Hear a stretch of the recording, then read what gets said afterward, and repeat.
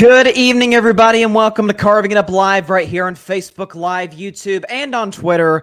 As always, I'm Bryson Carver, and you might have heard there was a football game last night. I don't know if any of y'all watched it. It was a pretty good game. Very entertaining. Congratulations, by the way, to the Kansas City Chiefs on winning their third Super Bowl in franchise history, their second in the last 4 seasons. They are your Super Bowl 57 champions. Hats off to the Eagles and an unbelievable performance as well. I've got something for Philadelphia a little later on the show. Speaking of the Eagles, I'm going to talk about Jalen Hurts in a performance that, man, aside from one mistake in the second quarter, I'm not sure how much better Jalen could have played. I'll talk about him later in the show. Where Andy Reid is in the GOAT coach discussion. May have to have a little discussion about that. Certainly in the modern era, I'll discuss that towards the end of the show. Ryan Flowers, Clutch Sports Talk, he'll be stopping by in about 30 minutes to talk all about the Super Bowl, about the controversial call, which I'll get to in my second segment, about Mahomes, about the Eagles, about everything, all the Super Bowl, everything that happened. And like I said, I will get to that controversial call, which I should say surprisingly controversial call, but close game, Super Bowl. There's a call at the end. People hate it. Game's rigged. You know how this drill goes. We've seen this a time or two. Before I get into anything, I see my man Patrick Brown, Chaotic Sports Podcast host, is in the comments. He's a big Cowboys fan, and he echoes the sentiments of basically every Cowboys fan I've talked to with 3 simple words. In all caps, cry, Eagles, cry. I've got a little, like I said, I've got a message. I'll just put it that way. I've got a message for Philadelphia later in the show. That was a pretty good Super Bowl. I'm not going to lie. That was a pretty good Super Bowl. The Kansas City Chiefs won Super Bowl 57 by a final score of 38-35 over the Philadelphia Eagles. Like I said, claiming their second title in 4 years and third in franchise history. Patrick Mahomes, as I predicted on Friday's show, would be Super Bowl MVP and was the Super Bowl MVP and played his best Super Bowl. And what was fascinating about this game is that almost everything, certainly offensively, that could have went Philadelphia's way, absent the fumble by Jalen Hurts that got picked up by Nick Bolton for a touchdown. Aside from that, everything that went the way that they could have possibly dreamed of. They dominated time and possession, 36-24. They went up and down the field. Kansas City, up until the second half, into the third quarter, into the fourth, could not get off the field on third down. Matter of fact, Eagles went 11 for 18 on third down. They were great on third down. Their quarterback completed a high percentage of his throws, ran for a Super Bowl record 3 touchdowns, threw for another on the deep ball to A.J. Brown. Speaking of that deep ball to A.J. Brown, that McDuffie kid who's had a really good rookie season, I tweeted about the game during the game last night. He reminded me of a center fielder not being able to see a fly ball because the sun's out, like the ball getting caught in the sun. Like that's what it looks like. It was, it's like he couldn't see the ball. It was a perfect throw by Jalen, a great catch by A.J. Brown for a touchdown. But you go into the game up double digits, 24-14. You're feeling good about yourselves. But as I said about Patrick Mahomes, I checked to make sure when I said this. I said it all the way back in week 5 of this season. And frankly, I should have said it seasons ago as opposed to just this year. There is no quarterback in the history of the NFL. Yes, you heard me right. The history of the NFL that I would rather have trailing double digits than Patrick Mahomes. And boy, did that come to fruition last night. They're down double digits. By the way, the Kansas City Chiefs are the second team in Super Bowl history to come back from a double-digit halftime deficit. The other one, you might have guessed it, Tom Brady, 28-3 comeback against Atlanta. We all remember that one, of course. But this was Patrick Mahomes' first great Super Bowl moment. Comes in the game. All the reports, I remember Peter Schrager of Fox Sports and the NFL Network was talking about, hey, his ankle is the healthiest it's been since he injured it 3 weeks ago in the divisional round against the Jacksonville Jaguars. He's feeling good. All the reporters said he looks great in practice. Mahomes said he felt good. It's all good until he gets his ankle caught in a hit towards the end of the first half. He's limping toward the sideline. He's grimacing. The training staff's working on. We're like, oh my goodness, this could be it for Kansas City. I don't know what they gave him at halftime. Some kind of shot, I'm sure. But in the second half, ladies and gentlemen, Patrick Mahomes goes 13 for 14. The one incompletion was a throwaway. Not to mention he had that long run on that last drive to get them in position to kick that game-winning field goal with 8 seconds left. Everything that you could have possibly wanted from Mahomes. You may say, oh, you look at the box score. He only threw for 182 yards. Yeah, but he completed 77% of his passes, 3 touchdowns, no turnovers, a passer rating of 132, and a QBR. Those who don't know the stat, QBR, it's 0 to 100. It grades running. It grades, obviously, your stats, passing. Passes should have been intercepted. If you did throw an interception, but it wasn't your fault. It takes everything in consideration and ranks it 0 to 100, just like a standardized test. You want to know what Patrick Mahomes got?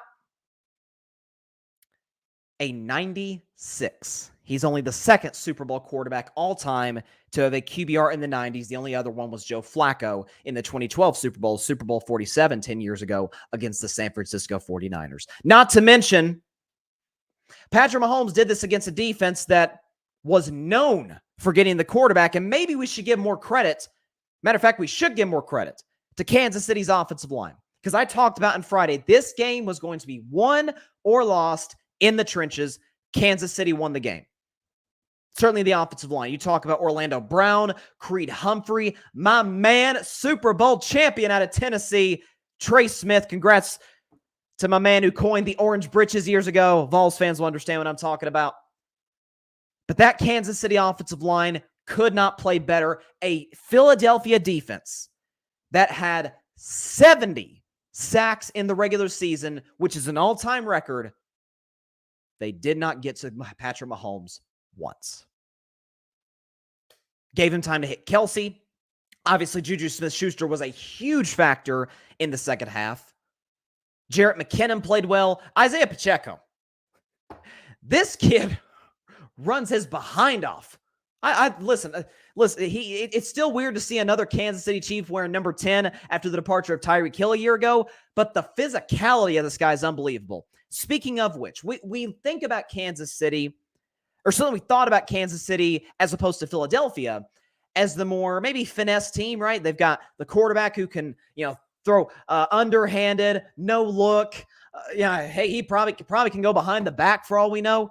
You got Travis Kelce, who's the best tight end in football, and you got all these skill position playmakers, and Andy Reid, the great offensive play designer. We never thought of them as this team that's just going to beat you up and hit you in the mouth.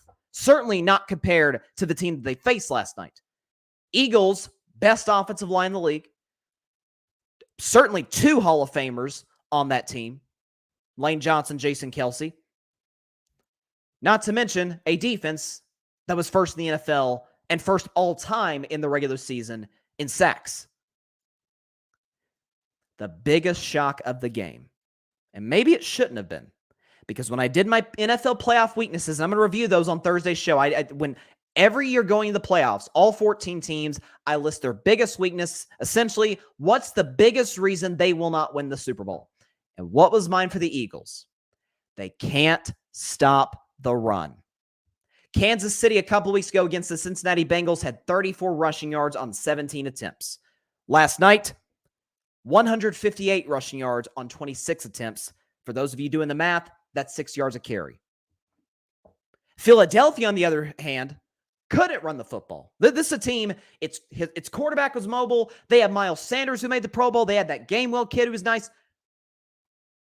Philadelphia had 115 yards, and they would not have sniffed that if Jalen Hurts hadn't gone for 70 on the ground himself. I mean, again, Kenneth Gainwell, 21 yards on 7 carries. Miles Sanders averaged 2.3 yards a carry. He was a no-show. And Boston Scott, who, is turns back into Boston Scott when he's not playing the New York Giants, had less than 3 yards a carry. That was essentially the game.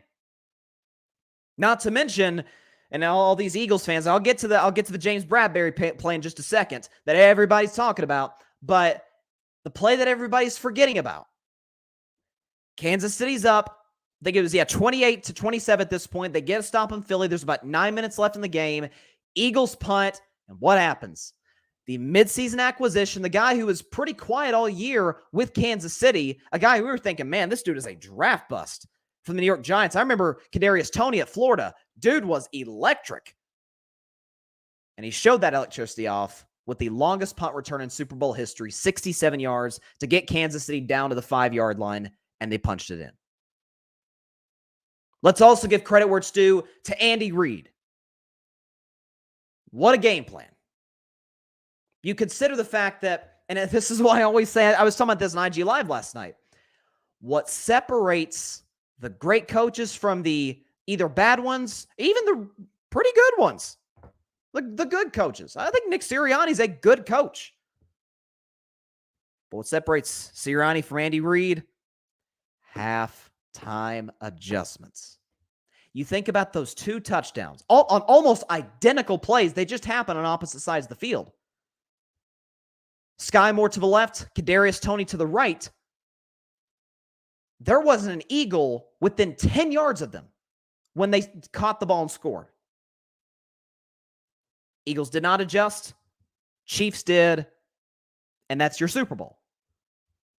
Again, I said the thing I was most wrong. I picked Kansas City to win the game close. But the thing that I could not have been more wrong on Friday's show when I predicted this game was that, yeah, I don't think Kansas City's going to be run the ball at all.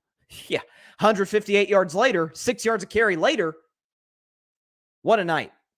What a game. Hats off to the Chiefs.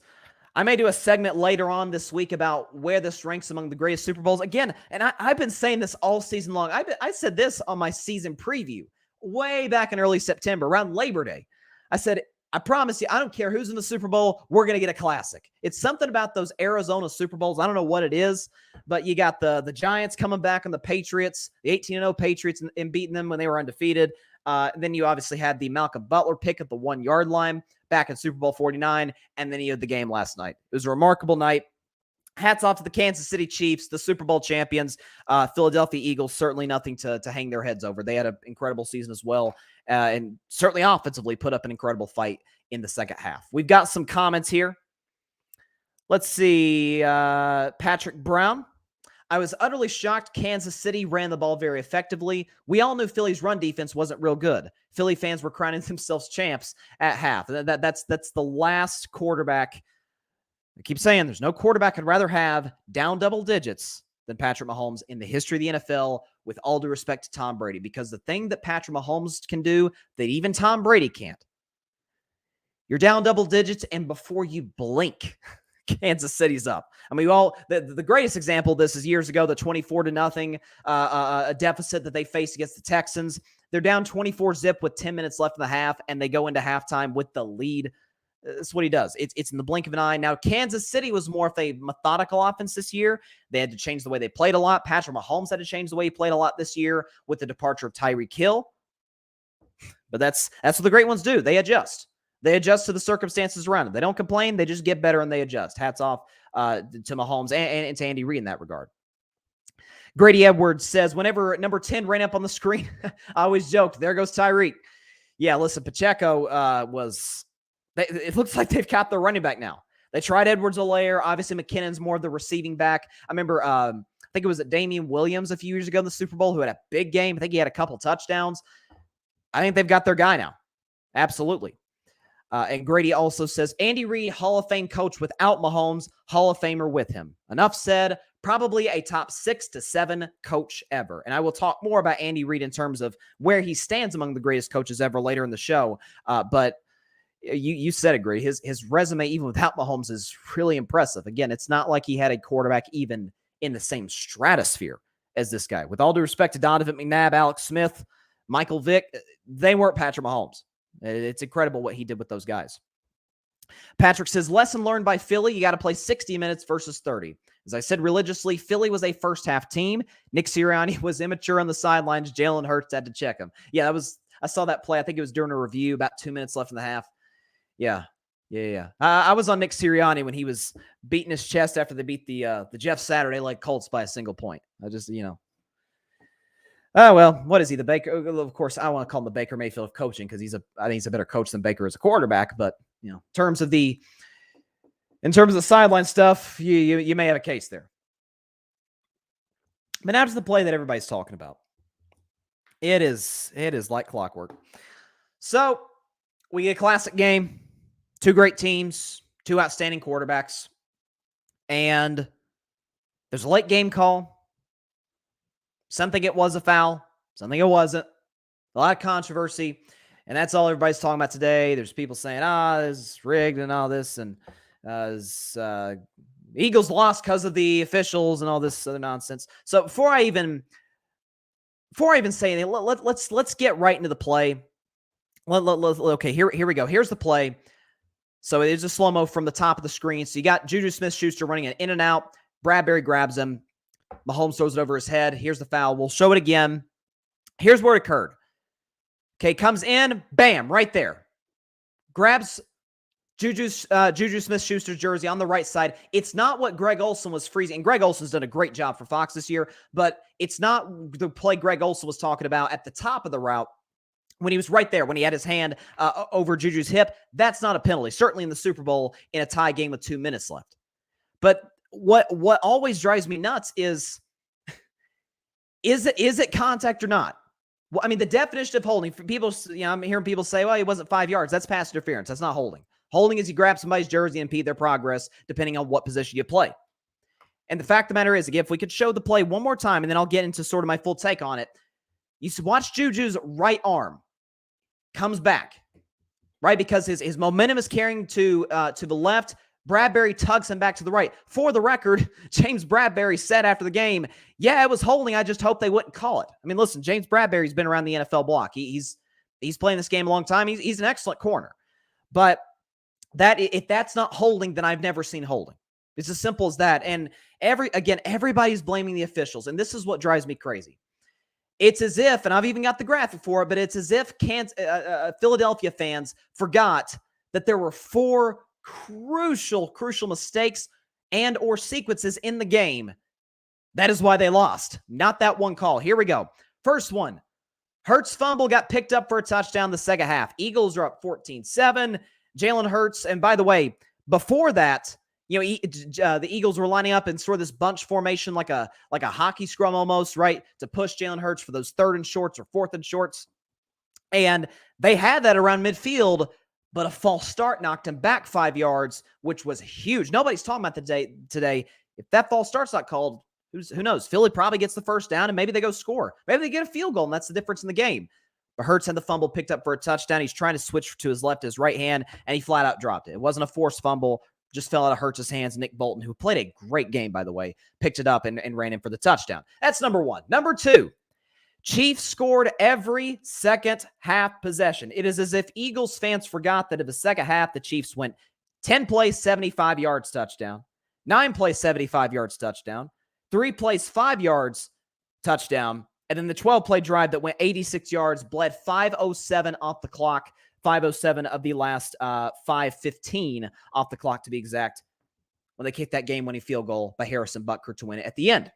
That's number 3. Or that's number 2. Number 3, defense gave up 158 rush yards. This has been the Eagles' problem all season long. I detailed this before the playoffs. I remember talking about this when they barely scraped by the Houston Texans on the Thursday night game. Like, listen, I like Dameon Pierce. He's a nice running back for Houston, but he should not have went for as many yards as he went for against an Eagles defensive line that, I mean, it's stacked. Montez Sweat, Hassan Reddick on the outside, but then inside, you've got guys like Ndamukong Suh. That Hargraves guy is a monster up the middle. Can't give up that many rushing yards, especially to a team that is not known for running the ball effectively and certainly is not a team that is used to committing to the run. Defense gave up 158 rush yards. By the way, 6 yards a carry. That's number 3. And number 4, they gave up a 67-yard punt return, which is a Super Bowl record, which set Kansas City up in a position to go up by 8 points. These things happen in the game. We can't just ignore them and act like that they're all negated by that one missed call. Again, I always say this. If you play well enough, you give yourself a lead, you don't beat yourselves, you don't need a call to go your way. You don't. I mean, and that's, the thing for Kansas City that is so similar, and I'll probably get into this more later this week about whether or not they're a dynasty, but the Patriots dynasty for 20 years, the Cowboys in the 90s, Niners of the 80s. If we're going to go further back, Steelers of the 70s, even in basketball, the Golden State Warriors during their dynasty, Alabama during their dynasty of football, and now Georgia now looking like they're starting to create something. UConn women's basketball when they had their dynasty, what do they all have in common? Yeah, they got talent and great coaching and all that. But when the other team makes mistakes, you will pay dearly for them. And that's what Kansas City does. When you leave the door open, you leave that door cracked, give an opportunity to run through it, they don't just run through it, they break the door. It's as simple as that. So this notion, and by the way, again, I keep saying this, and anybody saying, oh, it was a bad call, I keep asking them, was it a holding or not? Was Juju Smith's progress impeded by James Bradberry grabbing his jersey? Yes, clearly. His body language tells you that. Bradberry himself admitted after the game. And it wasn't because he was trying to avoid some fine. It's the Super Bowl. I think James Bradberry, who's made a lot of money in this league, cares about a fine after losing the Super Bowl? Please. This notion that that's what decided it, it drives me nuts. And it's, again, it's like clockwork. Every year, if there's a great game, everybody's watching, there's a call at the end, everybody blames the officials. I'm not like pro ref here. I'm just pro facts. I'm pro what my eyes saw. Gee whiz. I mean, come on. Let's stop messing around with this nonsense. All right. So let's see. Got some comments here. Okay. Grady Edwards, Andy Reid won in his game of rock, paper, scissors with Nick Sirianni. 100%. Speaking of, by the way, rock, paper, scissors, that's a 50-50 chance you could win that, right? The coin toss, that's a 50-50 chance you win it. Up until last night, the last 8 winners of the coin toss had lost the Super Bowl. That streak is now broken by the Kansas City Chiefs. I believe they called tails. I think they called tails. I don't know. Who cares? They won the game. Barry Grant Jr., All Even Podcast. I don't smoke, but man, am I sparking up one tonight. Get those she-eagles out of here. I'm back on that Greyhound, and I hope Nick Sirianni is driving with no GPS. I saw Barry last night in the IG Live. He was having a good time. All Cowboys fans are. All Giants, all Commanders, all of them. Grady says, NFL needs to redefine what a catch is. Either go back to the rules pre-Super Bowl, New England versus Philly, or gut it completely. Not working, need a revamp. My thing has always been with the catch, no catch, because obviously I'm glad they changed the rule a few years ago. After, obviously, it all got sparked. It really got sparked by Calvin Johnson. It intensified with the Dez Bryant play. Then you had that Steelers-Patriots game at the end where the Jesse James play wasn't a catch, but it really kind of looked like a catch. And then they kind of reversed that rule in the Super Bowl. And then they finally changed it in the offseason. My biggest issue, and this is not just the NFL, this is all sports, but I think the NFL is probably the main culprit. These reviews take a long time. And listen, I have no issue with them trying to get the call right. That's the whole point of going to the review, to make sure that you get the correct call. But I mean, we're talking 5-6 minutes. I'm not sure if they're trying to like fill in TV time because it's the Super Bowl and you want to get all the ads in and whatnot, but I don't know what was going on. Patrick says the only wins Philly got were booing Washington legend Doug Williams and Dak Prescott. They'll lose the last game of the 2022 NFL season. As a lifelong Cowboys fan, I love seeing them cry every tear. And Grady asked an asinine question. What do you talk about, Grady? Bryson, are you going to become an Eagles fan? I ain't going to respond to that, Grady. I'm insulted that you'd even ask me such an insulting question like that. Come on, man. Let's see. And Grady says, don't feel like there's enough consistency with what a catch is. I think what the NFL needs to do, they probably won't do this, but what they need to do, they need to come out, the rules committee, with, I don't know if they need to hold a press conference, whatever the case may be, and just tell the American public what defines a catch. Because obviously there was the Devontae Smith play. I didn't think he caught the ball. I thought he lost control at the end. The Dallas Goedert catch on the sideline, initially I thought it was incomplete because he bobbled it in the air, but they showed when he regained possession, the right toe was in, and then the left foot came in bounds. Like, it's tough. I mean, like the Devontae Smith play a couple weeks ago against the 49ers. Looked like a catch live. Obviously wasn't when they looked at the replay. So there's certainly improvements that could be made in that regard. If I had one major, and I know Goodell took a lot of heat when he said, I don't think officiating has ever been better in the NFL than it is today. I agree, especially compared to other sports. I don't think baseball officiating is terrible. It could use some work. NBA officiating is awful right now for so many reasons. I've criticized it all season long. Outside of roughing the passer, which the NFL has got to look at this offseason, because I really don't know what roughing the passer is these days. I don't see like a major flaw in how they call the games. That was holding. Simple as that. It was holding. All right. If our next guest is ready to come on, give me a thumbs up down there. All right. So he is the host of Clutch Sports Talk here at the Grid Network. Love having him on the show all the time, especially after a Super Bowl. It's the first time having him on the show after a Super Bowl. This is going to be very, very exciting. Would you please welcome the man and the myth and the legend,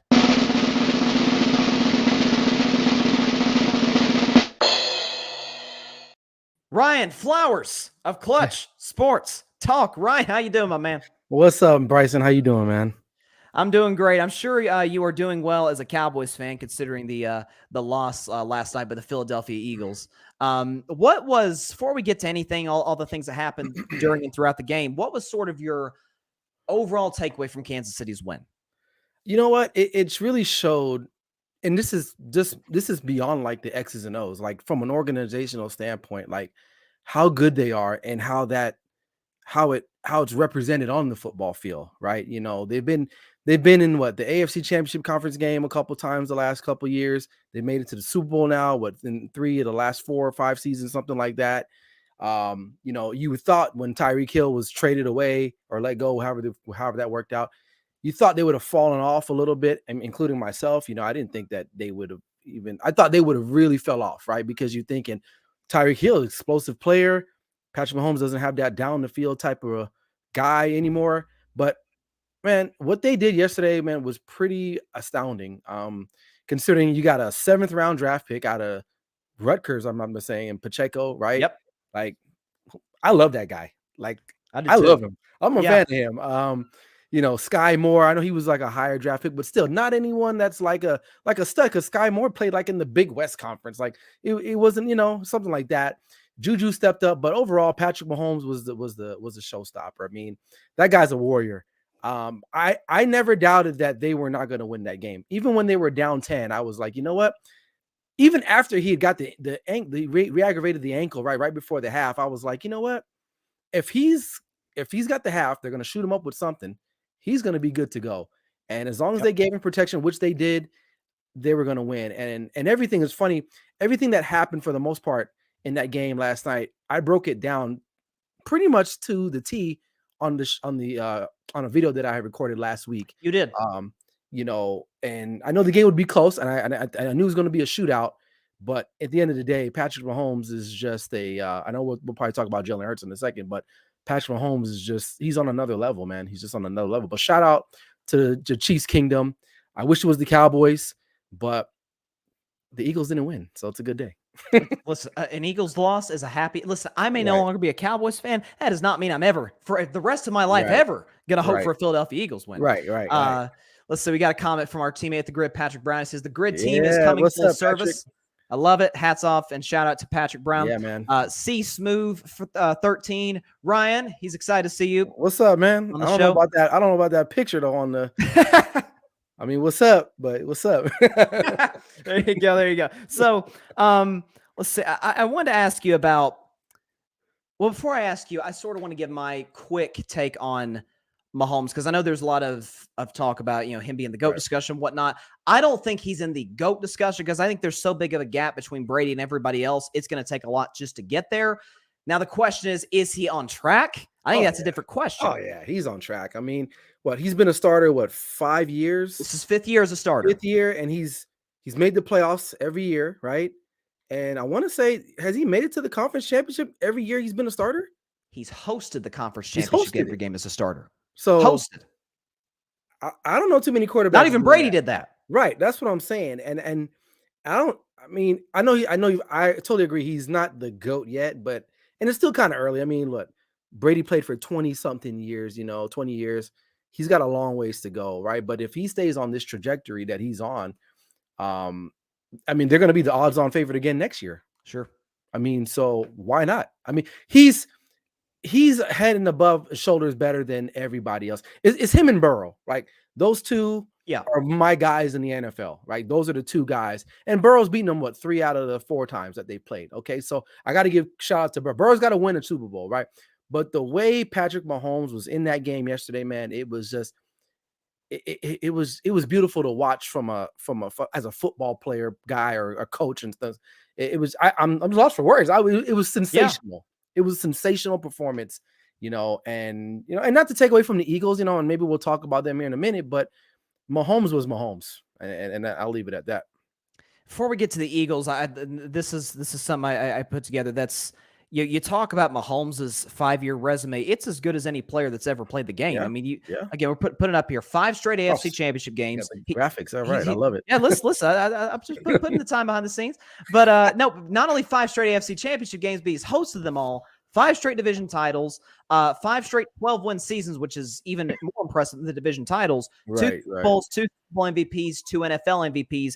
For those last two MVPs in the Super Bowl and 2 league MVPs. Only 3 guys in the history of the NFL have done that. Their names are Joe Montana, Tom Brady, and Patrick Mahomes.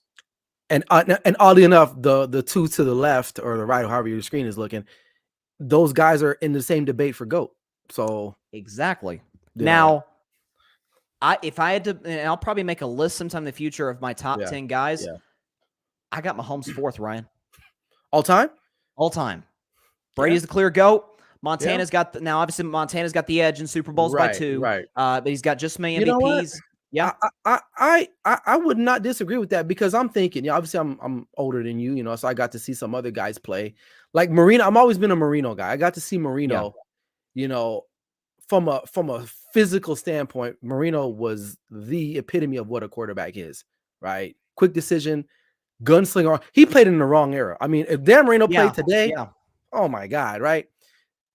And so Mahomes is kind of like he's a mixture of Brady, Marino. He's got the Joe Montana type of mystique about him, where it's like, so yeah. I mean, top 4 of all time, and yeah, I mean, stat wise, ring wise, he's getting up there. Obviously, Aikman's got 3, but I mean, Bradshaw's got 4. Bradshaw's got 4, but yeah, I'm with you. You know what I mean? Like Bradshaw, I don't want to say no. He's a legend. He's a Hall of Famer, but he's not those guys. He's not.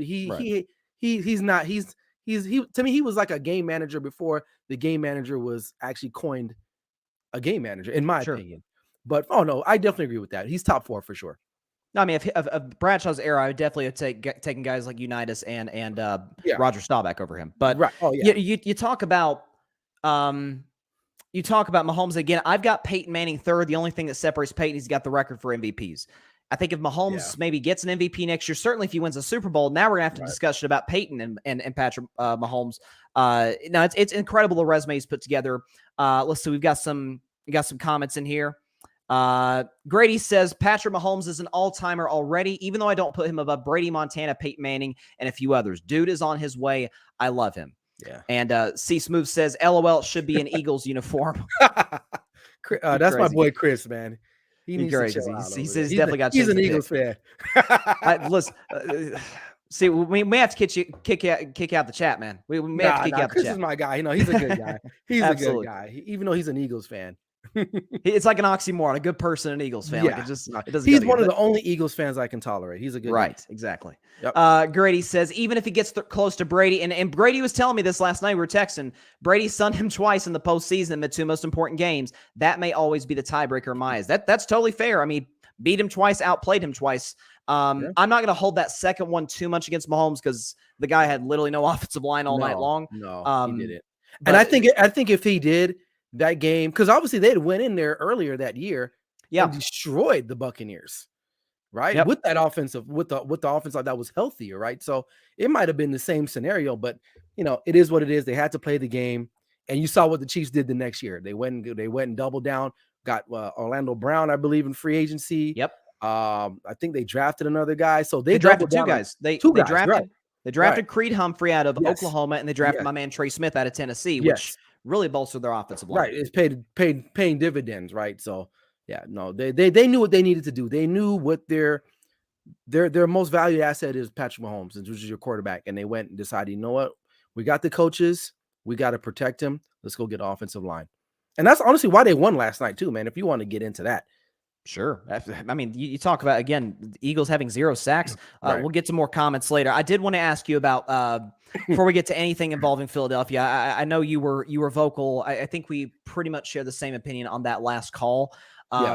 Towards the end, the James Bradberry play. What was your take on the whole situation? Was it a penalty? Should it have been called? What's your takeaway? It's a penalty. I mean, I get it. I know what Greg Olson was saying on the simulcast as far as like, you can't call that in that situation, but a hold is a hold, man. I mean, it shouldn't have happened, right? But honestly, I knew why it happened because they had been burned a couple times late in that game on that same particular route where they motioned the guy, and it's called like a whip it route, depending on what offense you run.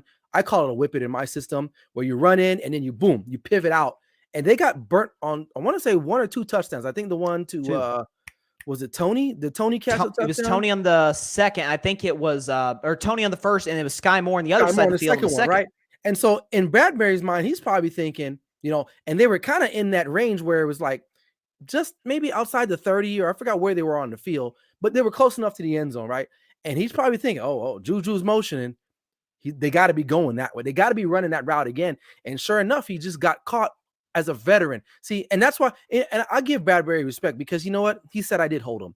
And why I respect that is because he's a veteran cornerback in the National Football League. They all hold. They all have their little nuances and little things that they try to do to try to get away with it. And they didn't get away with it. And, it should have been a penalty. Did it change the complexion of the game? Kind of, sort of. I mean, I think as a fan, we were robbed of like a photo finish because we didn't get a chance to see Jalen Hurts respond with the offense, because I think it would have been 4th and like 8 anyway. They would have kicked the field goal. The Eagles might have had like a minute and 30, 40 something seconds left with no timeouts, barring, right, to try to go get a field goal. The likelihood of that happening, I would probably say, right, because I think the way they were rolling, they probably would have tied that game, and we probably went into overtime. Probably would have been the first overtime in Super Bowl history, if I'm not mistaken. Or not. Second. That is the second overtime. Who was the first one? You remember? The Brady comeback on Atlanta. Oh, I forgot. I totally forgot about that. Right. Which, ironically enough, this was the only second double-digit halftime comeback in a Super Bowl since that infamous comeback between the Patriots and the Falcons. But again, I'm with you. Listen, I've always been the mindset, and I've said this all the time on my show, that in the last 5 minutes of the game, especially playoff games, whatever sport it may be, swallow the whistle unless it's obvious. Yeah. To me, it's obvious because partly, again, you see how Juju, do you say he sells it? Maybe, but again, his whole momentum carries him in the way that Bradberry grabs him. In my mind, I've watched it. I mean, it's been all over social media. I've watched it. I think it kind of changed his trajectory. Now people say, "Oh, the ball, wasn't catchable." It's pass interference. That's different. One thing happened was if he doesn't get held, he's wide open. And I think what happened was because he got held, Mahomes had to hold the ball to kind of wait it out. And I think he just got rid of it, just to save himself, save the field advantage. And I think that's why the ball sailed over. So, but I think, it was a hold. And it was a difference between pass interference and holding. And I think people forget that too, right? It doesn't matter if the ball wasn't catchable on a holding call. PI, it matters, right? Because they called it a holding. Yeah, it's 5 whatever yards, but it's an automatic first down, not a spot foul. So people that don't watch football don't understand that as well either. So, but at the end of the day, it was a penalty. Bradberry owned up to it. Nick Sirianni, I kudos to him. I respect him. He said, you know what? It really didn't affect the outcome of the game. As and as a coach myself, it shouldn't have, because you had from 3:30 Pacific Standard Time till about 7 o'clock Pacific Standard Time to get the job done. And unfortunately, their defense let them down more so, and their special teams, which I mentioned in my video, would have been a factor in that game and why the Chiefs would have won that game. So, and that's what happened. No, it was a massive play. Again, the return by Tony. And again, it looked like they had a bottle up on the left side. Yep. He's able to reverse field and take it all the way down the 5-yard line. And like you mentioned, Kansas City scoring every time they had the ball in the second half. Not to mention, if Bucker doesn't miss that field goal in the first half, I think they go like 6 for 8 on their drive. So yeah, they only punted twice, if I'm not mistaken. Yeah. And I think the Eagles only punted once. So it was an entertaining Super Bowl. Oh, absolutely. It was entertaining. Even the halftime. I like the halftime show, but I'm with you. Brianna's getting way too much smoke. Just because it wasn't last year, don't mean it wasn't good. Okay, she was good. But I see, I love Rihanna. That's like my celebrity crush. Yeah, she's awesome. She could have came out there in a trash bag. I'd have been like, it was a good show. I don't care. I love me some Riri. By the way, it's the most publicized, or not the highest rated pregnancy announcement of all time, because she's having a second baby. Oh yeah, so, right. Because how many yeah, people watched that? Over 100 million people watched that last night. that's it. That's it. Hey, congrats to Rihanna, by the way. Yeah. Get back to some comments here. Barry says it's too early to put Mahomes on any list, Bryson. Nah. Let the man get to year 10, 12. Is it? Again, I don't know, man. We've he's never already seen doing a a lot. quarterback start like this ever Yeah. to start a career. I'll say this, Bryson. A lot of people are putting Jalen Hurts in like this conversation now as like being one of the top 3 or 4 quarterbacks in the league. That's too early.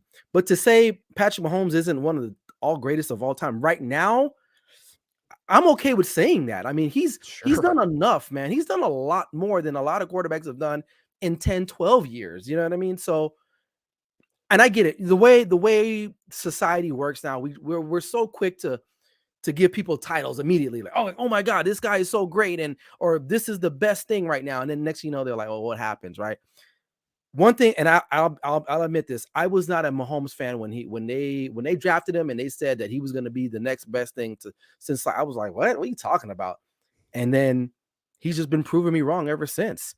And in 5-6 years he's been a starting quarterback, all he's done is just win. And he's making Super Bowls, he's winning MVPs. And what I like about him too, he's very modest. He doesn't really pump his chest out, only if he's provoked, right? Yeah. And I like that versus the culture that we live in now, where guys are like, yeah, I'm the guy, I'm him, I'm embarrassing you. The guy just calmly does his thing, and his family, whatever, that's another case. But him himself, the player, I respect that. And barring any not fatal, but any devastating injury, he's going to be up there with Brady. It's going to take a lot to surpass Brady, right? Obviously, but Brady's got how many rings? 7. I don't think he'll catch that. I don't know, man. They might. I mean, they're so. They're in the if he's hosting, I'm not discounting it, but right. I'm saying, think about it. If he's hosting the AFC Championship game every year, they're always going to be in that talk of being in the Super Bowl. So he's gonna have some chances, man. And honestly, I don't think everyone's talking about these quarterbacks in the AFC outside of Joe Burrow. The rest of them are just kind of like whatever. I think him and Burrow are going to go at it. Burrow's going to get his eventually. They're going to figure it out on the offensive line. And, once they figure that out, that's going to be one of the greatest rivalries of all time. And I said it here first on this show. That's going to be better than Brady and Manning, because Manning didn't win a lot, obviously, right? At least Burrow has won some games, and at least a playoff game on the road against Mahomes. So they're 1-1 against each other in the playoffs, right? If I'm not mistaken, yes. Right? And so, but I think Burrow has the overall right now, like 4-1. Is that right? 3-1. 3-1. So they got some time, and they're both young guys. So I love my brother Barry. And when we disagree a lot, but this is another thing I just have to disagree, that I think Mahomes is he's getting up there, man. He's getting up there if he's not there already. Yeah, he says disagree with y'all on this. It's fair. It's fair. I'm with you, Ryan. Grady says, I think Mahomes will get 4. So hard to win Super Bowls, man. Super Bowl don't grow off trees, even if you are Pat Mahomes. Brady, I was about to make this point. Brady went 10 years without one. Yeah, I mean, we thought Brady was done for a while, and then they break out almost like a second dynasty. And the way he plays, he can play just as long as Brady, man. I know he was running around yesterday, right? But the guy is methodical in the pocket, man. Like, and that, again, it starts off with the top of this segment, the organization, man. They're going to put guys on the field that will allow them to continue to win. And that's the crucial thing. And we forget about that with New England for all those years, right? I know Belichick really hasn't developed an offensive guy, but they still had guys there that worked well with Brady, Sure. And I think they'll be all right. And I like what you said earlier. I think I saw it on your Instagram, or it might have been in your description of the show today. You were going to talk about Andy Reid and Bill Belichick, and that's fascinating, because I'm kind of agreeing with you. I'm really seeing, yeah. I do the Michael Jordan. Just saying. It's an argument. It's an argument. It is an argument. And Patrick also says, let's not forget about John Elway in the mix as well. I mean, and that's the thing. You're not an Elway guy? I like him, but I don't know, man. I mean, those are some stacked teams he had, man. I mean, I know, but he took some bad teams to the Super Bowl. He did. Before those 2 Super Bowls at the end. I think if I had to choose today between Mahomes and Elway, I'm taking Mahomes. Oh, I am too. I'm just saying that I think that's how I look at it. Like, if I'm thinking about each of those guys in their prime, obviously they can't play each other today. We physically can't see that anymore. But if I'm taking those guys in their prime, I got to take Mahomes. And at the end of the day, it might even be Mahomes over Brady. When it's also, I mean, look, again, I think he's, and if we're talking just talent, I think I always say there's a difference between best and greatest.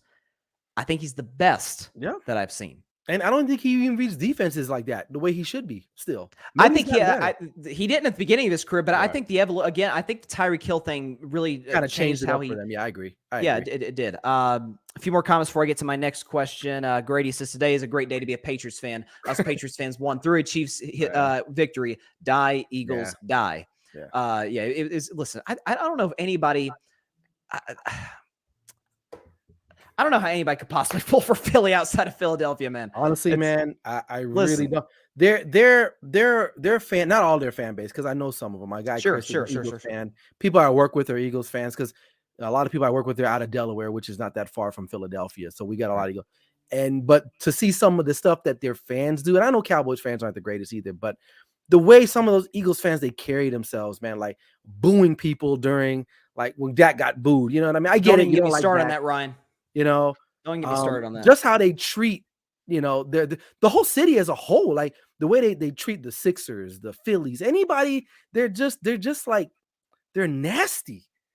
They're just nasty people, man. And that bothers me. And that's part of the reason why I don't like them a lot, is because is that mentality that they have, that they're just so much better. And it's like, relax, like, we still got 4 more on you guys, right? We got 5 or 6.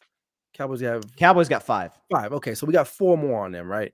You guys got a ways to go. I get it. You guys been good the last 10 years, whatever. But it's just despicable, some of their actions, so. We really do love you though, Philadelphia. But as far as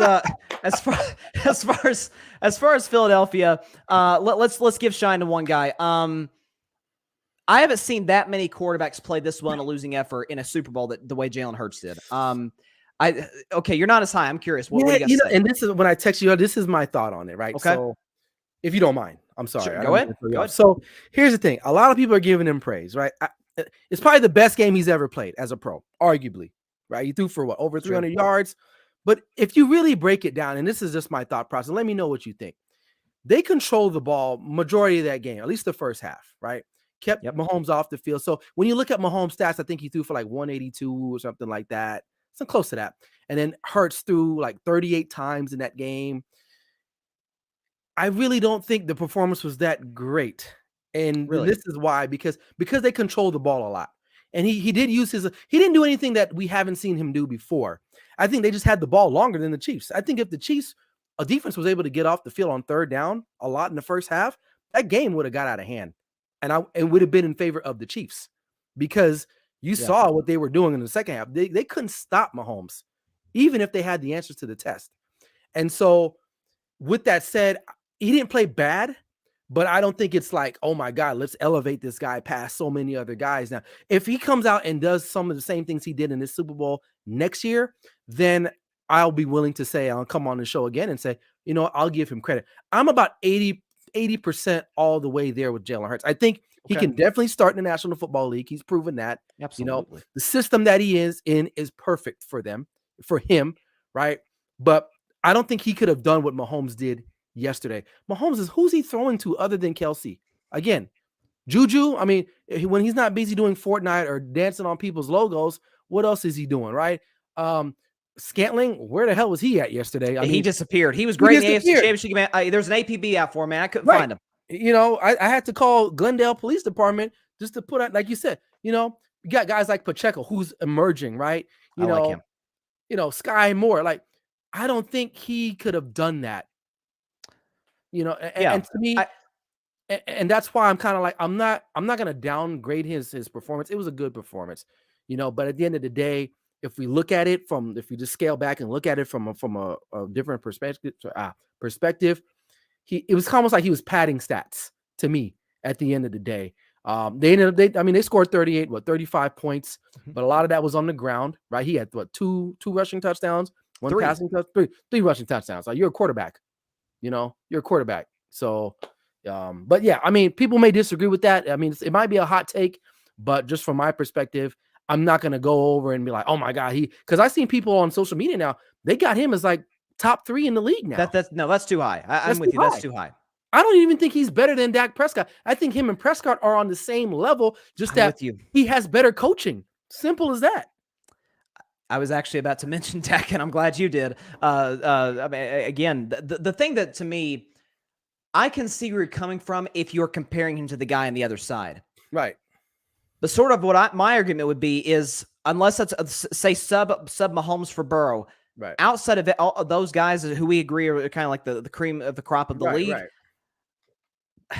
I think everybody kind of pales in comparison to Mahomes. Now, we've seen guys go toe-to-toe with him in the past, but I think the thing that's impressed me the most about Jalen this season, I've talked about it all year long, is somehow over an off season, and keep in mind his shoulder wasn't 100% last night. His arm strength has improved big time from last year to this year. I mean, he was making some big time throws. The touchdown AJ Brown, that was misplay by the DB. Yeah, that one I don't give him credit for that. He threw that up there, and AJ Brown just made a play. That's fair. But some of those throws to Goddard, though, like Goddard, that was a catch that should have been a catch, was an excellent throw. That was an excellent throw. Yeah, it was. But I mean, listen, I need to see him do it again next season. Yeah. I mean, that's totally fair. His first great year in the league, year 3, he's absolutely. I think he's earned himself the right to a new contract. He's their guy. He's their guy. He is their guy 100%. And they've built their organization around him. I think it's, some of these quarterbacks come in different shapes, sizes, and styles, and I don't know if we can necessarily judge Jalen in the same sense that. No, I don't think anybody's Patrick Mahomes. Right. I mean, no, but listen, nobody is. No. But again, if he's on Dak Prescott's level, people disagree with this, but that's a pretty good level to be on if you're a team in the NFL. Yeah, I mean, it is. I mean, and like I said, I think it boils down to coaching, and it does. Dak it does. Wasn't getting the proper coaching that he needs, and we'll see if McCarthy can elevate that. We'll see. But Nick Sirianni, even though I don't like the guy, like his persona, their game plan was phenomenal in the first half. They just got out coached in the second half, man. And you chalk that up to experience. Andy Reid's been around the NFL, God knows how long, man. He's been to 4 Super Bowls.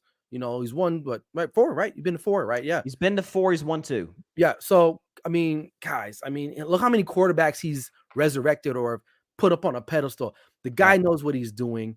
One thing I did like that he did give a shout out to Eric Bieniemy, because Bieniemy doesn't get a lot of credit, and I've been vocal about it too, because I don't know what his involvement is really. I think we all just think Andy Reid is the guru there, but I think I'm willing to believe now that Bieniemy has a say so in some of that, and he had made light of that in the post game with some of those play calls down the stretch there. So but yeah. And you talk about Bieniemy. That's a good point. That and something else. I'm probably spoiling my Andy Reid segment, but sorry. No, it's fine. But because I think a big gap between the two is that the Andy Reid coaching tree is incredible. Like if nothing else, that's all the more reason for a team to maybe hire Bieniemy in the future as a head coach. Like, well, I mean, you look at guys like Doug Peters. Look how he's panned out. Yep. So, I mean, yeah, there's a chance. Barry's just being a hater. He says, hand up, I was booing Dak too. He's just kidding. At least he's kidding. I didn't boo him. I just was like, if you put that same energy into that you did on the field and make better decisions, but I didn't boo the guy. I think what he did was great. I mean, winning the Walter Payton Award is something to be commended about. Absolutely. Honestly. But I would rather him be hoisting the Super Bowl, the Lombardi Trophy instead. Of course. Of course. So, let's see. Grady, he was talking about the Philly fans booing. He says, well, they are justified with Ben Cutler Simmons. That's probably the only reason. Yeah, that's fair. I'm with you on that, Grady. Yeah, I totally agree. Ben Simmons needs to be booed. He needs to be shunned from. He needs to be exiled. He shouldn't be picking up a basketball.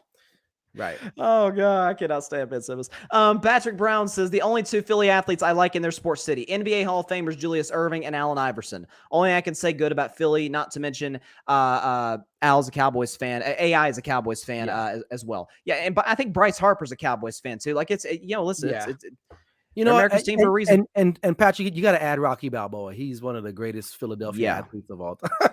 It looks. Did you see that Chiefs jersey on the Patrick Mahomes on the Rocky? I think that had to be a Philly fan. I'm sorry, Kansas City fans are too smart to. No. Yeah, but see, I think I got one more question for you before you get out of here. So, but before you do that, real quick, just real quick about the Eagles, right? And And I'm not saying that they're not a good team, but a lot of what we thought they were, if you go back and look at their schedule, man, Yeah. and I've been in debates with people, and it's not a knock, right? You can only play who they put in front of you, so it's not a knock. But when I did my research on that game before I did that video, I was also, you know what? Let me look at their last 10 games. And I was just talking to my buddy Chris about this today, and they didn't play any real legitimate quarterbacks. I mean, Dak probably in the last 10 weeks of the season, including He's the best one they playoffs, faced. he's probably the best that they faced. And over off the top of my head, Aaron Rodgers is probably the other one. And he Right? got hurt in the And game. he got hurt in that game.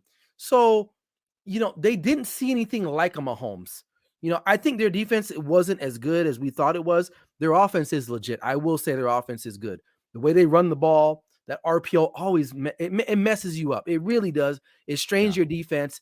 And honestly, man, if we had won the game against the Niners, I really thought the Cowboys had a chance, only because on defense, there's a lot of speed on the Cowboys defense. And I think they could have counteracted some of that RPO, which was Chiefs struggled with a little bit. And credit to them, they're a middle of the road defense, but when it mattered most, they came up with the stops that they needed to have to win that game. And really, that's what it boiled down to.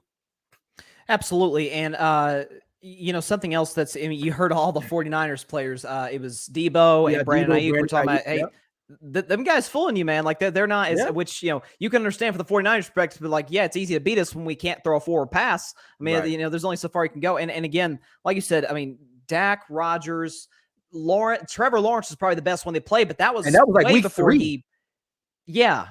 And the matter of fact, I remember that game. They should have lost that game. Trevor Lawrence turned the ball over. They had stopped them. They needed to get the stop. It was raining that game. And a matter of fact, if I remember, the Jags were winning. They let them back in, and then they had a chance to win the game. And then I think Lawrence fumbled or threw an interception, something to that. But yeah, you're right. So if you look at their schedule, it was kind of like what's the word? It was God, I can't think of the word, but it was kind of like a facade of some sorts, right? And then you talk about the sacks, right? They had 4 guys in double-digit sacks. Well, you're playing crappy offenses that are probably having to throw because you guys are blowing teams out. And their schedule, have you seen their schedule yet? No, what's the teams? What's their teams this year? Schedule comes out in May, but the teams they're playing, here's the home teams. So obviously Giants, Cowboys, divisional games. But they've got the Cardinals, they should win that. But then they got Buffalo, Miami, Minnesota, San Francisco. On the road, division opponents, Kansas City, Rams, Patriots, Jets, Seahawks, Bucks. Okay, that's it. Yeah. That's okay. I think the schedule will be harder next year for sure. For them, but they still got some cake. They got some cake game. Like the Vikings, I'm not worried about the Vikings. Sure. Patriots, not worried about the Patriots. Jets, not worried about the Jets. Well, Dolphins, I might be quarterback. Right. Depends. Yeah, you're right. Depends on the quarterback for the Jets. Miami, depends who the quarterback is too, because I don't know if Tua will be around, but they have an offense. See, if you have an offense to combat them, you can stay in the game with them. And that's why the Cowboys were able to beat them Christmas Eve, because we have the offense. The Niners didn't have the offense because why? Brock Purdy got hurt, and he was limited anyway. He was limited. He's limited. He's a reason why he's Mr. Irrelevant, you know? So, but nonetheless, I mean, they still had a successful season. I don't want to come down on the Eagles so much, even though I should as a Cowboys fan. Sure you do. But I want to be objective. I mean, they won the division. They won the conference. It's not their fault that guys got hurt, whatever the case may be. Jalen Hurts, kudos to him. I think he's an outstanding quarterback. He deserved to be the guy. I think he'll be there longer than Carson Wentz. I think he's better than Carson Wentz at this point. And Nick Sirianni, even though I don't like him either because he's a braggadocious showboat, he needs to eat that humble pie a little bit, But they're smart. They're smart guys now. But his OC is gone now, right? He's going to the Colts. So what's going to happen with that? So we'll see what happens with that. But yeah, I might have some insider news on that one. So I might let you know later on that. I might have some insider on that. I'm gonna need to stay tuned to that. I think also so their DC is interviewing with the Cardinals. Yes, their head coach. They could lose both coordinators, so that could really shake things up. I mean, really, the DC we saw he really didn't do much anyway. In that, that's fair. That's fair. No. We could have, you and I could have lined up on their defense this year and shut down a couple of those teams. Sure. Myself. I'm pushing 40, right? So I still got some left in the tank. I could lock a guy down or two. Put me in cover 2, coach. You can lock down Brandon Ayuk with Christian McCaffrey at quarterback in cover 2. in In cover coverage. 2. Okay. You I'm a playing zone zone. guy. You I playing can't zone. play man. I can't bump and run no more. My legs can't do it, man. But I'll zone the heck out of you. I will zone the heck out of you. I love it. I love. Last question before I get out of here. This is non-Super Bowl related. Sure.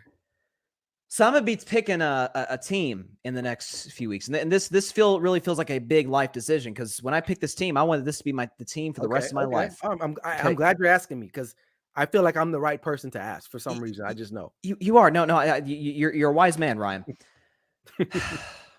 So off the top of my head, I know I've got 49ers, Ravens, Steelers, Panthers, Titans. And I'm actually, by the way, I'm going to be adding a new team this week, but I'm going to keep that quiet. But out of those 5 teams, like who would you advise? Because listen, we may not be related, but I feel like you're like an older brother figure. Who would you advise your little brother? I feel you.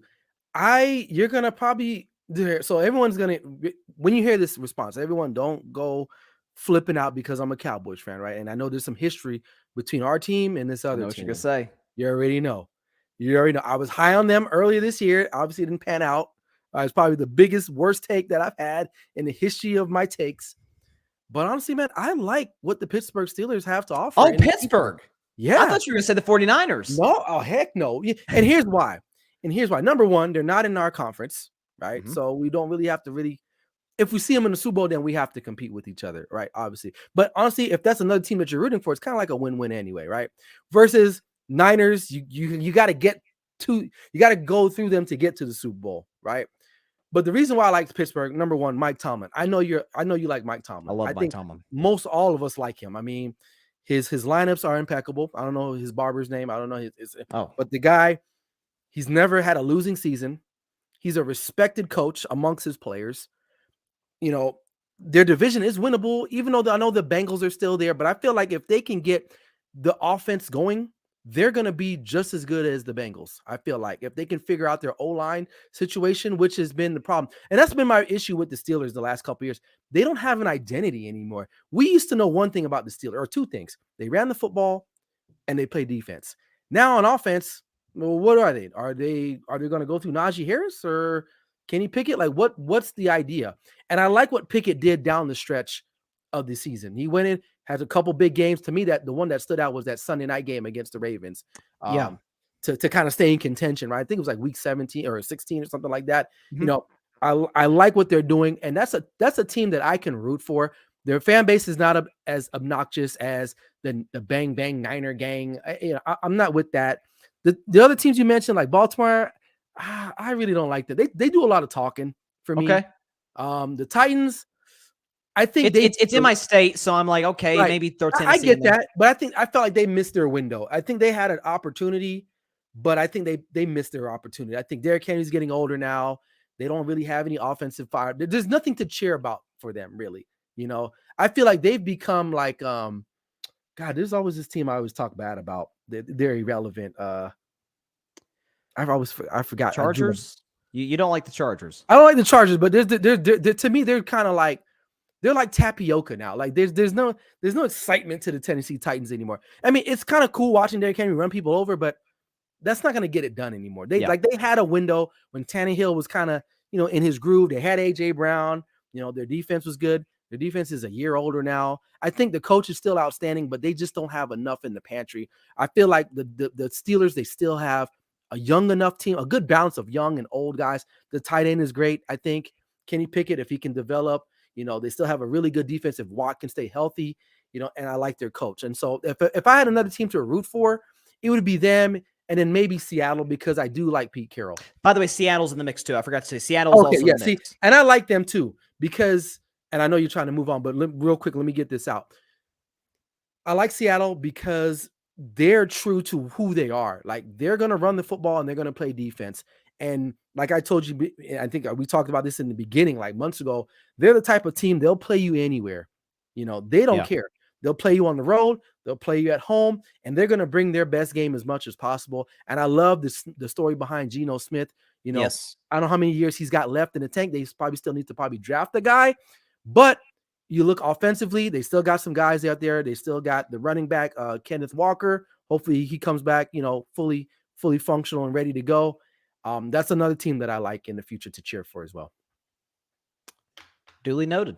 I will Yep. definitely think about that going There you forward go, in the man. future. I'm here for you, man. So just let me know. Listen, I appreciate it. Ryan Flowers, you know him, you love him. Clutch Sports Talk. Check out his stuff on his YouTube channel. Go subscribe to Clutch Sports Talk and check out his stuff at the Grit Network. Ryan, really appreciate you coming on the show. And here's to hopefully a short off season and getting to the 2023 season as soon as possible. Yes, sir. This is Ryan. Oh, hold on. Ryan, want to say one more thing. Hold on. You back here? Go ahead. I can't hear you. I can't hear you. I think we lost Ryan. I don't know. All right. Well, all right. Ryan, shout out to Ryan. Clutch Sports Talk. Great stuff as always. And but you know what? That's a good point. Yeah, Pittsburgh. I may consider that. I like that. Let's see. Patrick says, I think it'll be Pittsburgh. He thinks I'm going to pick Pittsburgh because of the affinity for Mike Tomlin. And and Grady says, you could always pick the Chiefs and give some revisionist history about how you grew up a Chiefs fan, Bryson. Well, the problem with that, Grady, is there's this thing called tape, and I can't do that. I wish I'd picked the Chiefs years ago. I sometimes I kick myself. I'm like, man, I could have. It was the second version of the Patriots, and listen, I had all the respect in the world for the Patriots dynasty. Don't get it twisted for a second. But Kansas City is more entertaining. They're more exciting to watch. So I don't know. And Gray says, if you pick this is a recruiting pitch. If you pick the Panthers, I'll pay for you to come to a Panthers game with me. Bribery at its finest. Carolina's still on it. I like Frank Reich. I love their playmakers on both sides of the ball. They have just got to get the quarterback right. And they could the offensive line could use some work. But listen, that NFC South is bad. Okay, I'm reading reports, and I've talked about this before, that Jimmy Garoppolo could be signed by the Tampa Bay Buccaneers. I think it's a good fit. I think it works there. I think they could win the division with Jimmy G, but are they going to be like a contender with Jimmy G? And we're a contender with Tom Brady. And if Tom Brady today, and he's retired, I think is a better quarterback than Jimmy Garoppolo. So I don't know. There's some good recruiting pitches now. I'm going to need to listen to these in the future. Again, either later this week, sometime next week. I've got so much content planned for the next few shows, but I've got one more team. Listen, it is me picking a team. There's no set rules for it. There's one more team that I'm going to throw in there. And even I'm not sure who it's going to be. But I promise you, hand to God, there's a team that I'm going to be putting in that mix. But stay tuned for that. Stay tuned. So, last topic of the day is Andy Reid. So, you guys know I'm the biggest Andy Reid fan.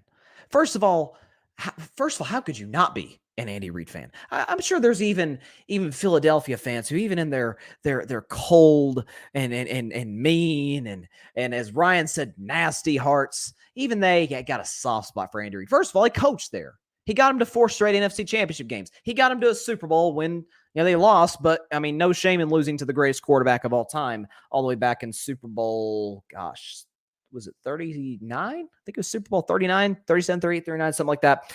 Late 30s Super Bowls, 05, I remember, in Jacksonville. But the Patriots beat the Eagles 24-21 in that game. But even Eagles fans like Andy Reid. But we got to start having discussion now. I've been having this discussion, but we need to get serious about this discussion. About whether or not Andy Reid, if he's the greatest coach of all time. Do I think he's the greatest of all time? I do not. I have religiously stated on the show, I think Bill Walsh is the greatest coach ever. The reason I say that is because, first of all, he won 4 Super Bowls. That should count, right? By the way, 4-0 in Super Bowls. Obviously, those stacked teams in San Francisco, obviously Montana, Jerry Rice, Ronnie Lott on defense was a monster. But the reason I say Bill Walsh, his offense, his impact on the game offensively is still felt in the NFL in 2023. The West Coast system is still used league-wide. Do you know a defensive system that's used league-wide? Maybe, but did it have the amount of success as Bill Walsh did? Heck, is there an offensive system that's been as effective, as impactful as Bill Walsh's West Coast? I don't think so. I think Bill Walsh is the man. It would take a lot because, again, you talk about the impact. You talked about, again, listen, I think Joe Montana is the second greatest quarterback ever. Make no mistake, I do not think Mahomes has passed Montana yet. I've seen some people say that today. I am not willing to go there yet. 4 rings. What is it? 11 touchdowns, 0 picks in Super Bowls. But Joe Montana, Joe Cool, he's the man. He's still the man. He's still got swag to this day. But he was a 4th round pick. Like, he wasn't like this blue chip prospect. You're like, oh my God. It's like Elway, for example. Like Elway back in, I think it was 84, if I'm not mistaken, out of Stanford. It was like, oh my God, you got to see this John Elway kid. Like that's Peyton Manning in 98. Andrew Luck in 2012, Trevor Lawrence in 2021. Like, these certain prospects, you're like, oh my God, you tanked to draft this guy. Like, that's kind of the mindset that the certain quarterbacks have. John, okay, this is interesting. He says Andy Reid deserves more credit. I agree, but John Rivera, Fan Perspective Podcast, by the way, please go subscribe. He says Mahomes is over Joe. That's interesting. That is very listen. I don't think he is, but get a couple more Super Bowls, an MVP here and there. I mean, I think he's 4th. To me, it's Brady, Montana, Manning, Mahomes. Wow, three M's behind Brady. And if you want to put Marino 5th, 4 M's. Like, I don't know, it's funny how that works. But here's what I'm talking about with Andy Reid. And I have said this for the longest time. And I used to get so much crap for this when Brady and Belichick were together. And Andy Reid at that point didn't have any rings. He'd never won a Super Bowl in all his years of coaching. But I always said, Andy's done a lot considering the quarterbacks that he's had around him. I think Donovan McNabb was a very good quarterback. Not a Hall of Famer. Not somebody you sell out your whole franchise to go acquire. Not somebody you build your franchise around. I like Donovan, but he's not that. Michael Vick. Now, you got to realize this was not Atlanta Michael Vick. Obviously, this is pre everything that happened. And I think Michael Vick was very, very effective in Philadelphia. He won, it was either 1 or 2 division titles. He got to the playoffs. I remember he led that crazy comeback at the Meadowlands to beat the Giants, but he was not Atlanta Michael Vick. And Andy Reid, Andy Reid got the best out of him. Andy Reid got the best out of Alex Smith. Alex Smith, it was a guy who like literally could not throw outside the numbers. Had one of the weakest arms of any starting quarterback in the NFL. And Andy Reid, with first year with Alex Smith, playoffs. 3rd year, playoffs. 4th year, playoffs. 5th year, playoffs. Division titles sandwiched in there. Like, this is Andy Reid. Belichick, on the other hand, is a different story. He's never had sustained success. So 2-3 straight years of success with any quarterback outside of Tom Brady. You say, well, Bryson, he had Brady for what, 20 years, 2 decades? Bill Belichick, in his career, I checked. Throughout his whole coaching career, he has not had Tom Brady for 10 years. I included 2000, which was Brady's rookie season, but Brady threw all of 3 passes that year. Drew Bledsoe was still the guy, so that counts. And 2008, Brady tore his ACL in the season opener at Kansas City in 2008. Didn't play the rest of the year. So he had Matt Castle for 15 games. So I counted that season. And then you've got the 5 years in Cleveland, and then the last 3 years with New England, where you got Cam Newton, Mac Jones. Belichick without Tom Brady is under 500. Andy Reid without Mahomes has been to a Super Bowl, multiple conference championship games, multiple division titles. I'm sorry, if we're talking modern era, it's Andy. By the way, what coach has Belichick had the most trouble with in the past? It's Andy. Oftentimes, like in the playoffs, Brady's had to kind of bail him out. But we see some of these young coaches are like, hey, maybe this coach is a new guy, and Belichick cooks them. That never happened against Andy Reid. I mean, Andy Reid's beaten Belichick a number of times. Not to mention, and I talked about this with Ryan, look at Belichick's coaching tree, look at Andy Reid's coaching tree, and you tell me who's been more successful. I always ask myself the question, who's the best Belichick assistant? Bill O'Brien? Brian Flores? I mean, maybe Brian Dable. Brian Dable's doing a great job with the Giants. all the Bryans, but and then you got Andy Reid. To me, his best assistant, in my opinion, is Doug Peterson. Doug Peterson won a Super Bowl. His second best assistant, John Harbaugh, won a Super Bowl. Belichick's best assistant, again, of those three, I would probably say it's a battle between Brian Flores and Brian Dable. I mean, Dable's won a playoff game. That's it. Now he's only been a coach for the Giants 1 year, so give him time. Brian Flores, who just got hired to be the DC for the Vikings, which congratulations to him. I hope he gets a new job soon because he was screwed out of his job in Miami. Point being, those guys haven't accomplished half of what Peterson and Harbaugh have done. So I'm just saying, coaching tree, success without your best quarterback, impact on the game, longevity, it's Andy. Yeah, Belichick's got 6 rings. Yeah, he had the greatest player in the history of the sport. Kind of helps. I've never said Belichick wasn't a great defensive coach. I think he's a great defensive coach. But for the guy cannot develop offense to save his life.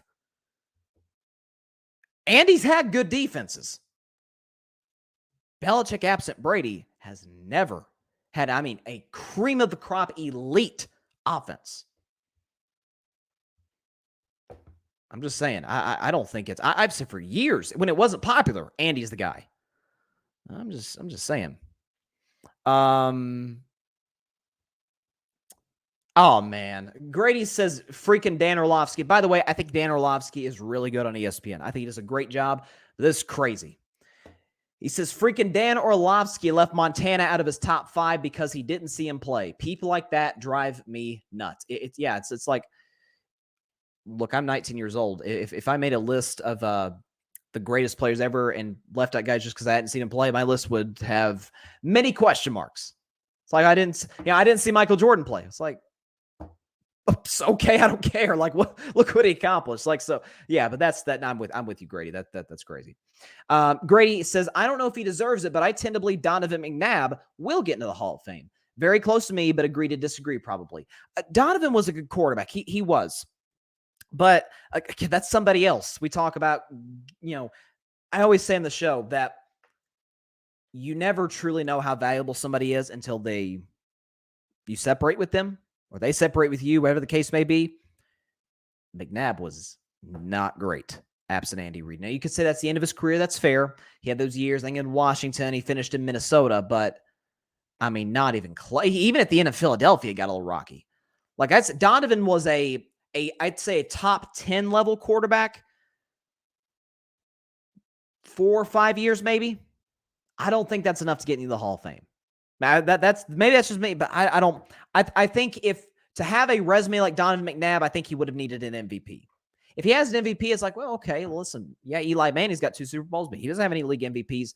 I think it's fair, but Grady says that 08 season Bill will always look better than it was because that was a team that just went 16-0.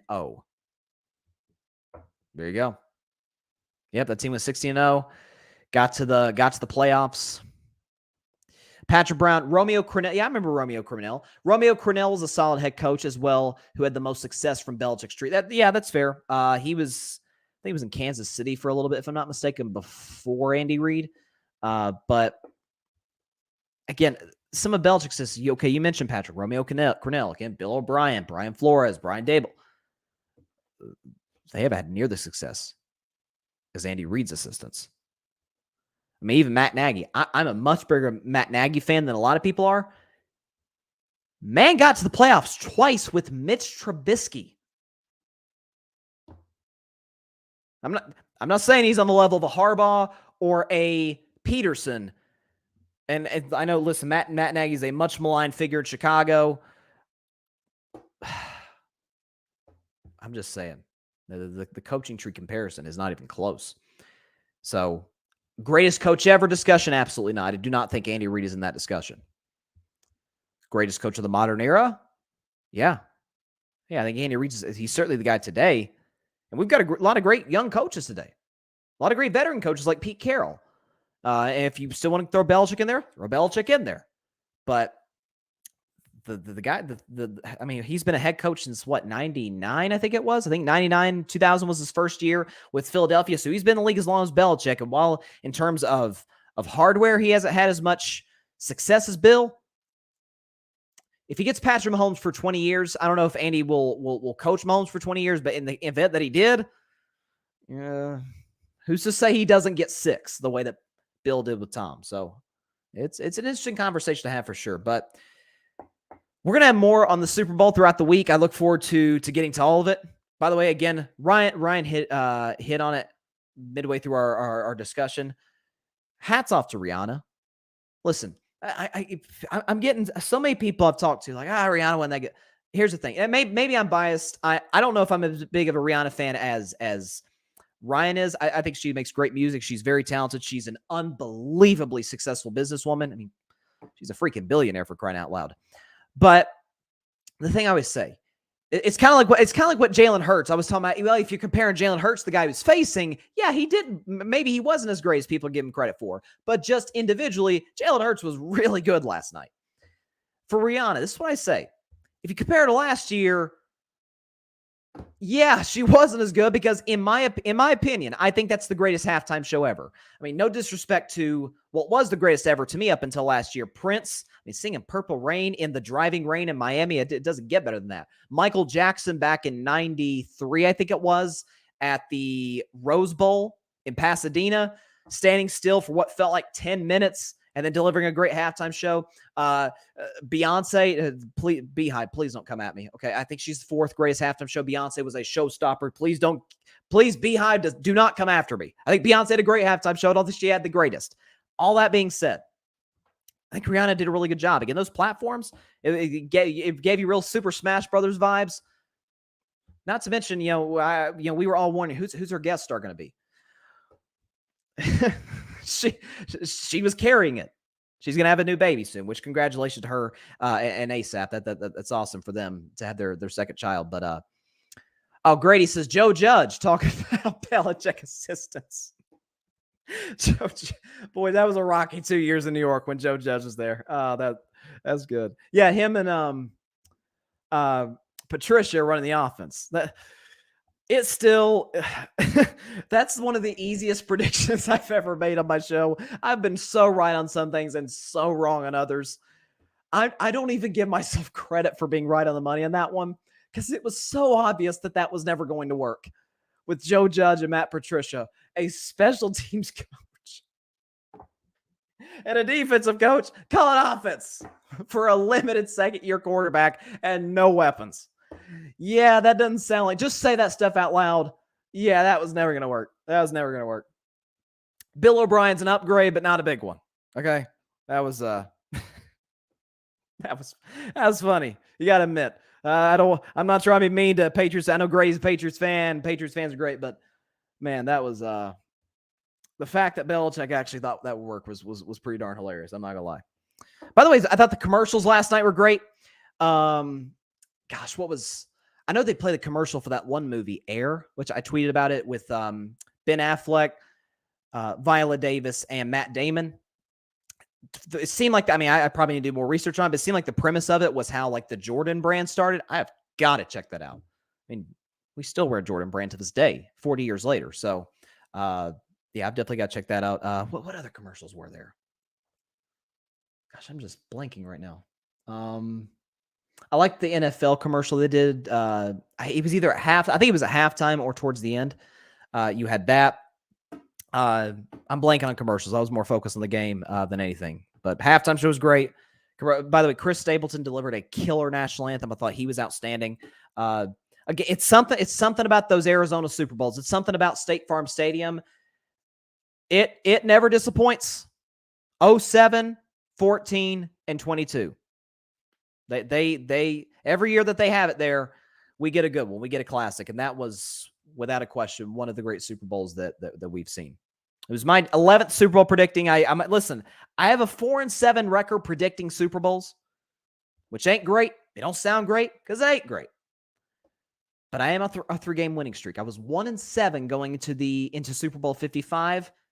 I picked Tampa, then I picked the Rams, and then I picked the Chiefs. So, And like I said, coming into 2020, I said my goal before the end of the decade, for 2030 rolls around, is to have a winning record in predicting Super Bowls. Just gotta, I feel good about where I'm at. Just gotta continue to get better.